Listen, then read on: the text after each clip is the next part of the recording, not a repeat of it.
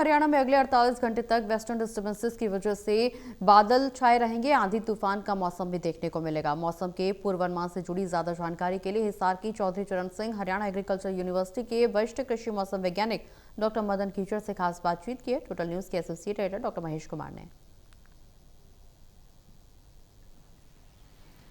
हरियाणा के कई जिलों में गर्मी को लेकर नित्य नए रिकॉर्ड बन रहे थे, लेकिन अब वेस्टर्न डिस्टर्बेंसेस की वजह से अधिकतम तापमान में मामूली गिरावट देखने को मिली है। मौसम के पूर्वानुमान से जुड़ी ज्यादा जानकारी के लिए हिसार की चौधरी चरण सिंह हरियाणा एग्रीकल्चर यूनिवर्सिटी के वरिष्ठ कृषि मौसम वैज्ञानिक डॉक्टर मदन कीचड़ इस वक्त हमारे साथ बने हुए हैं। डॉक्टर कीचड़, वेस्टर्न डिस्टर्बेंसेस की वजह से जो अधिकतम तापमान लगातार ऊपर की तरफ पारा जाता नजर आ रहा था, नित्य नए रिकॉर्ड गर्मी को लेकर अलग अलग जिलों में बनते नजर आ रहे थे, उसमें थोड़ी गिरावट देखने को मिली है। आगे क्या कुछ पूर्वानुमान?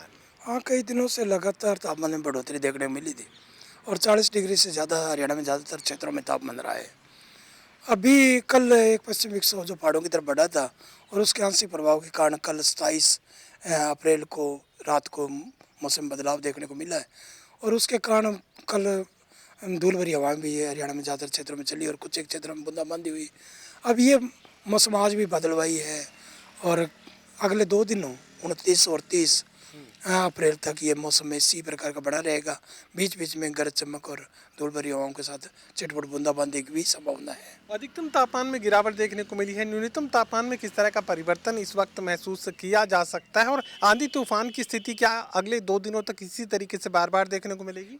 हाँ बिल्कुल, अभी जो तापमान में रात्रि तापमान में थोड़ा बढ़ोतरी है, परंतु दिन के तापमान में आज भी 2 डिग्री सेल्सियस की कमी देखने को मिली और आगे 2 दिन और इसी प्रकार का मौसम बना रहेगा तो तापमान में 2 से 3 डिग्री और गिरावट रहने की संभावना है दिन के तापमान विशेषकर। और उसके बाद में 3 मई को भी एक पश्चिम विक्षोभ और आने की संभावना बन रही है जो सक्रिय लग रहा है। तो ऐसे में किसानों को क्या कुछ सलाह देंगे? किसान भाइयों को पहले ही बताया था कि मौसम में बदलाव को देखते हुए फसलों की कटाई और कटाई करते समय बदलते हुए मौसम का ध्यान रखें और तूड़ी और भूसा को ढके और मंडी में यदि ले जा रहे हैं तो तिरपाल आदि का प्रबंध करें।